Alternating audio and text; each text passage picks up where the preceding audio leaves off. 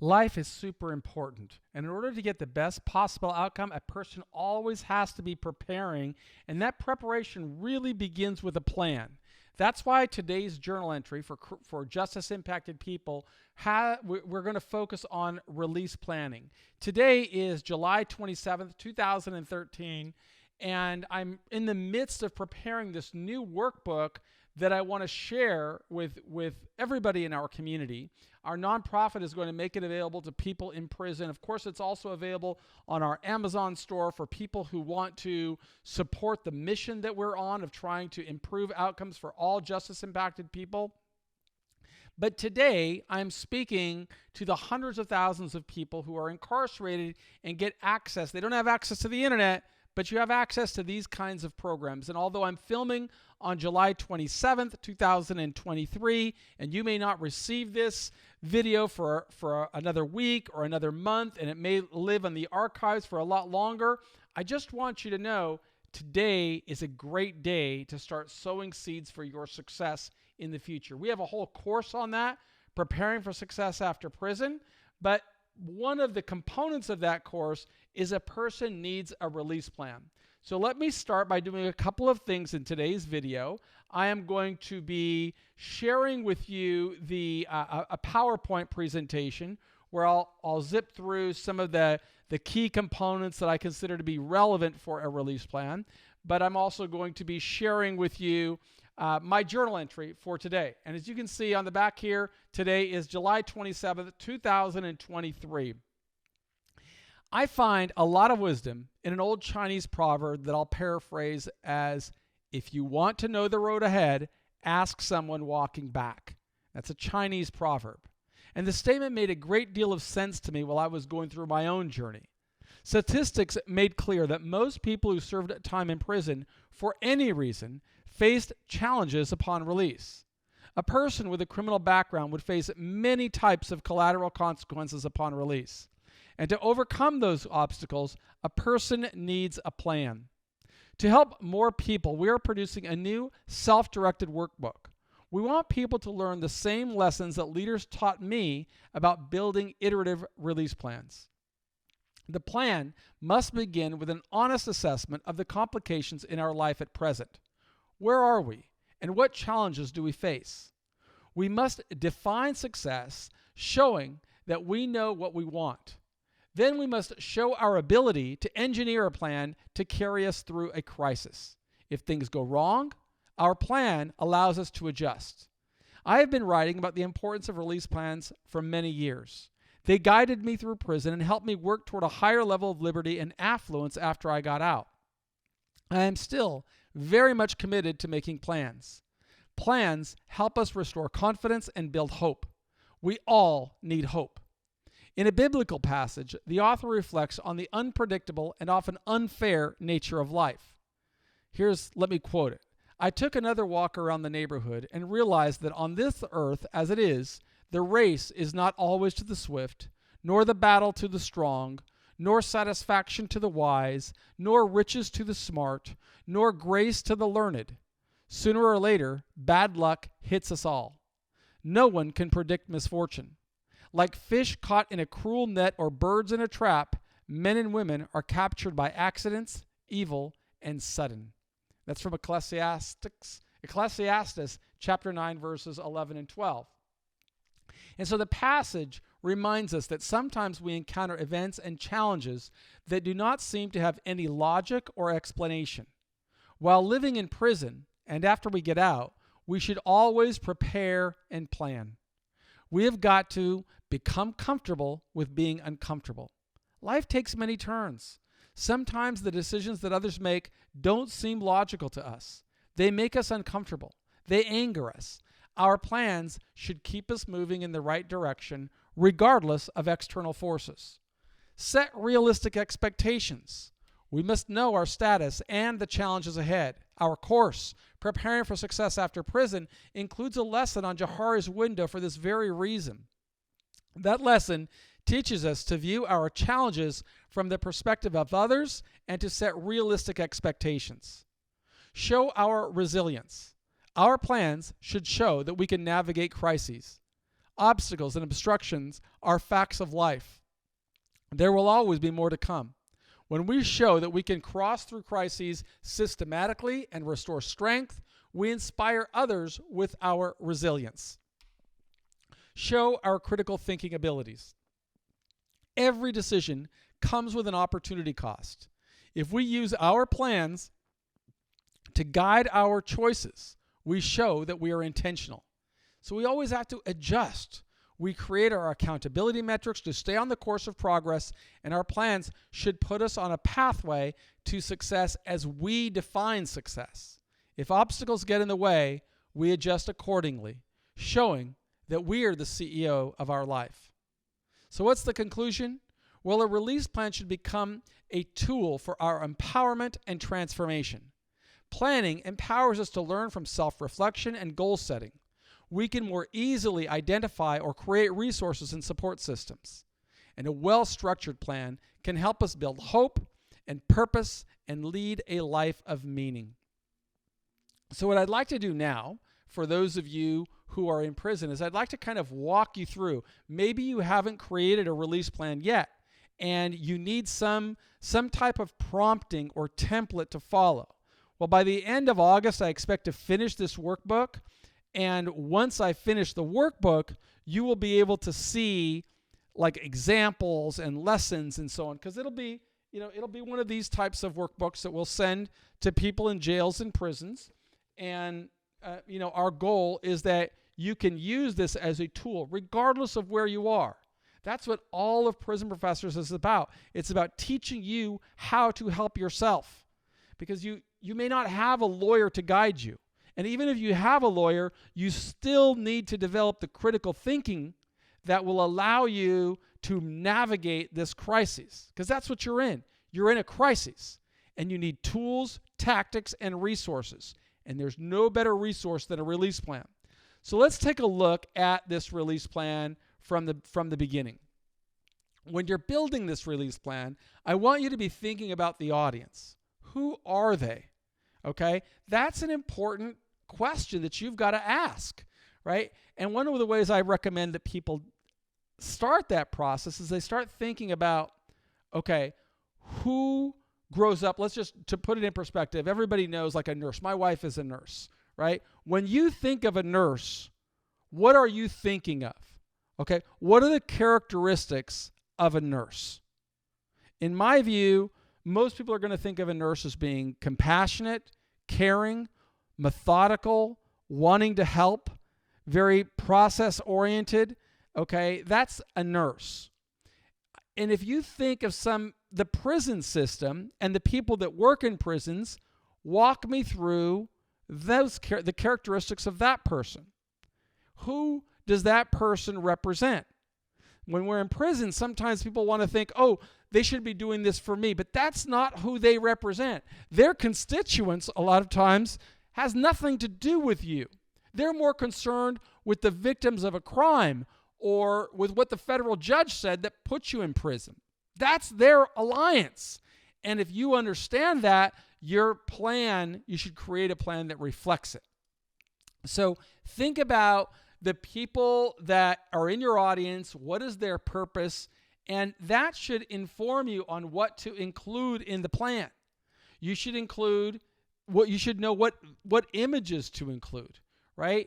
Well, I can tell you that if you're a justice impacted person, the people that are judging you are going to want to know, do you have some of the basic fundamental assets that validate you as a citizen of this country, right? Or a citizen of the world? Do you have the basics like a high school diploma, a driver's license, a social security card, proof of citizenship if you're foreign born, an insurance card, right? If you have those credentials, so to speak, or identifying images, make sure that you make a copy of them and you make them a part of your plan. Just staple them to the back of your plan. Okay, go on. And now let's talk about release planning. You've got to anticipate these stakeholders that are judging you, right? They're judging you, but you're just one of 1,000 people that are in the institution at any given time. And you've got to stand out. So demonstrate that you've really put the time and the energy in to understand the system, not from your perspective, but from the perspective of stakeholders. So your release plan should be showing, okay, let's give all the facts. What's my sentence length? Okay, I understand good conduct time and how much time is going to come off my sentence. I've got a good understanding because I've taken the time. This is serious to me. I understand what earned time credits are. I understand the RDAP program if it applies to me. I understand the Second Chance Act. And I could speak about all of those matters with confidence because I understand them. And if you demonstrate mastery, then you're in a better position to advocate for yourself. So let's go on. What else should the release plan include? Well, then we need to talk about the background, right? We need to talk about who are you? Because I know you want the world to see you in the same way your parents see you or you see yourself or your kids see you, but that's not the way the system is going to see you. They're going to see you in the way that prosecutors and probation officers have presented you. They're going to look at a judgment and commitment. They're going to look at a statement of reasons that the judge wrote. They're going to work at the allegations against you, and that's what's going to influence them unless you do something about it. So tell them who you are, where you're from, how you define yourself, what influences led you to where you are. The better you are at documenting this type of information, the more successful you are going to be at self-advocacy. Now, you also want to explain your conviction, because they are going to be considering your conviction. You don't want everybody to judge you by your conviction, but what are you going to do about it? How are you going to describe how you got here and what you've learned from this experience? This section of your release plan should demonstrate you're not going through this journey like an ostrich with your head buried in the sand. You are methodical, deliberate, systematic. You've got a plan, and you're going to explain to them what happened. What is your explanation? And if you're the type of person that is making a lot of excuses, then you need some objective set of eyes to help you craft this portion of your plan, because it's very important that you are methodical in documenting your story. So what do we got next after the conviction? Well, we want to talk about making amends, right? You need to demonstrate that you understand the nature of this conviction.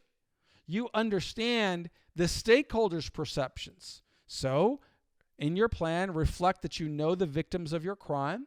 And if you're like me, or like I was at the start of my journey, I said, well, my PSR said there were no victims in my case. It was all consenting adults. That's not the perspective of the system.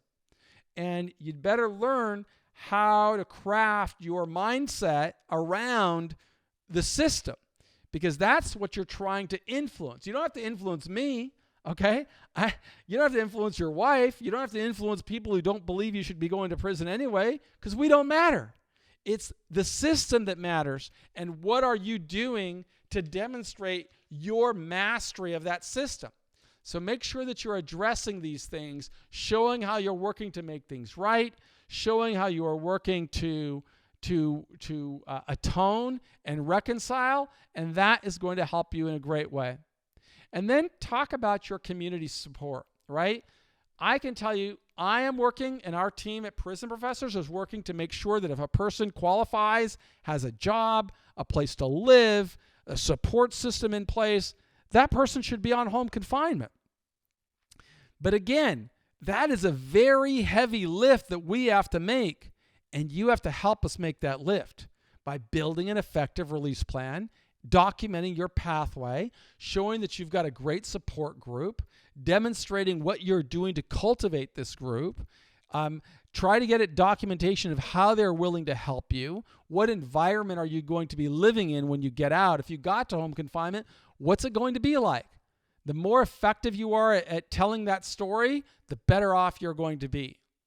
Make sure that you're honest about assessing your medical and mental health needs. Describe your medications, how you obtain your medications, if you have insurance, if you understand the BOP formulary, if you've got a history of alcoholism or substance abuse. Document all of this information because it can help you qualify for programs that may have that may have an advantage in your future. And you want to learn about that.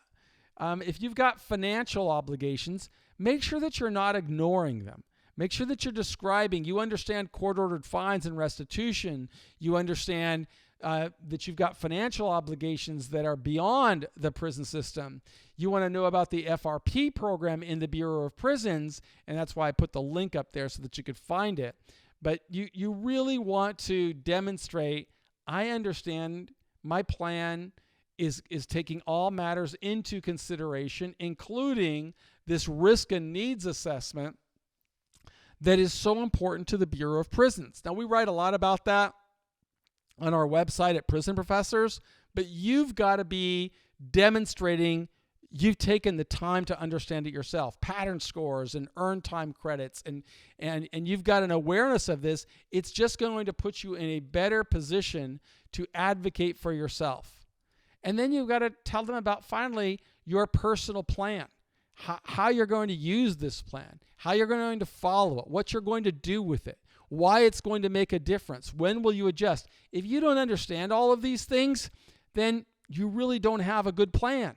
This is methodical, deliberate, and it's iterative. It's got to mature and evolve. If you think the plan is finished after you've written the first plan, you don't have a good plan. That plan has got to grow because you're growing. And when you achieve new opportunities and you've built new accomplishments or achievements, you're going to open new opportunities, and you want your plan to adjust and reflect that. Success doesn't come by accident. It comes through deliberate planning.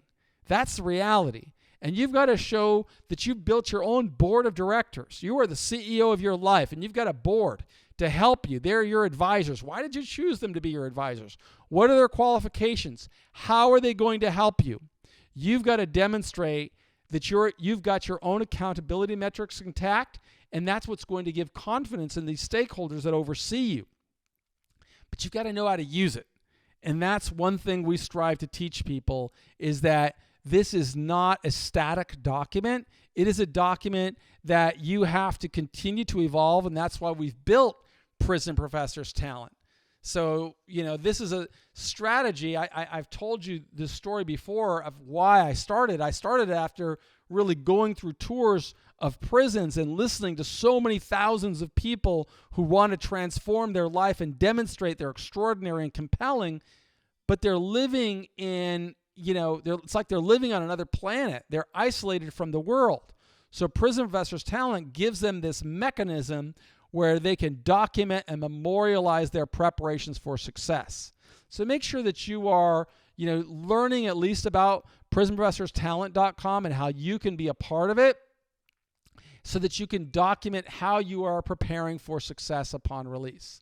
And finally, just make sure you're developing the plan. You can't just talk about it. You got to be about it. The world is filled with happy talk and people who say they're going to do something. Finding people that are authentic and saying, I'll never ask you to do something that I didn't do, that I'm not showing you that I did and showing you the result, well, then you don't have a good plan. You've got to be able to document that you are a master of your destiny, of your journey. And you don't want to be a justice impacted person, but if you're in our program, it's very likely that you are. And you've got to demonstrate that you can make it through, you can architect a pathway back to success, and you are a worthy candidate for the best possible outcome. That's what we strive to show you how to do, and that's why we are so proud that you're a part of our community.